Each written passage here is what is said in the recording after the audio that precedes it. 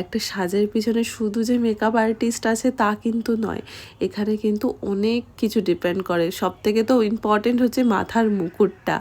এই যে দেবলীনা যেই মুকুটটা কিনে ফেলেছিল, এটা তো সত্যি আমি মানে এটা নিয়ে আমি বারংবার বলে এসেছি যে তোমরা একটু মাথার মুকুটটা দেখে শুনে কেনো। হ্যাঁ, এখন এখানে তোমরা অনেকেই বলতে পারো যে এই ধরনের মুকুট তো আমরাও পরেছি। দেখো, তোমাদের সময় আর এখনের সময়ের মধ্যে কিন্তু অনেক তফাৎ। তখন অত প্রফেশনাল ব্রাইডাল মেকআপ আর্টিস্ট ছিল না, তখন চুলে ক্রিম্পিং হতো না, চুলে বুফেন বসানো হতো না, একটা সুন্দর হেয়ারস্টাইল করা হতো না। তখন যেটা চলতো সেটা চলতো। তাই আজকের দিনের সাথে আগেরকার সেই মুকুটগুলোর সাথে তুলনা করা একদমই একটা বোকামো। এখনকার কিন্তু অনেক দক্ষ কারিগর আছে যারা মুকুট বানায় শোলার কাজ করে। আমি তাদের মধ্যে কয়েকজনের নাম বলে দেবো, যারা চাও তাদের থেকে মুকুট নিতে পারো। এছাড়া অনলাইনের একটা সাইটও বলে দেবো। যাক, গাজরাটা অন্তত ভীষণ সুন্দর এবং খুব ভালো বানিয়েছে, কিন্তু একটু ছোট বানিয়েছিল। গাজরা সাধারণত 1 হাত হলে সেটা পুরো মাথাটাকে কভার করে।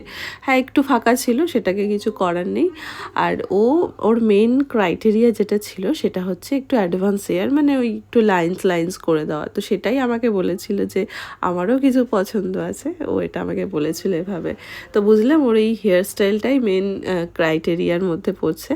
তো সেইভাবে আমি লাইন্স করা শুরু করেছি। আমার নিজেরই এই লাইন্স হেয়ারস্টাইলটা ভীষণ ভালো লাগে। তবে সবাইকে কিন্তু আমি একঢালা করি না, কারণ আমাকে আগে বুঝতে হয় যে এই মানুষটার ফেসে লাইন্স জিনিসটা কতটা যাবে। আর ঠিক ওর ক্ষেত্রে, মানে দেবলীনার ক্ষেত্রে আমি এটা দেখেই নিয়েছিলাম যে ওর ফেসে লাইন্সটা বেশ ভালো রকম মানাচ্ছে। দেখো হেয়ারস্টাইলটা কত সুন্দর লাগছে। আর এরপর আমি ওকে একটা একটা করে জুয়েলারিও পরিয়ে দেবো। জুয়েলারি পরাতে গিয়েও বিপত্তি, কারণ আমি এই এক ব্যাগ জুয়েলারি দেখে ভেবেছিলাম যে ওর সমস্তটা নিয়ে এসছে, এবার আমি ওকে একটা একটা করে পরাবো।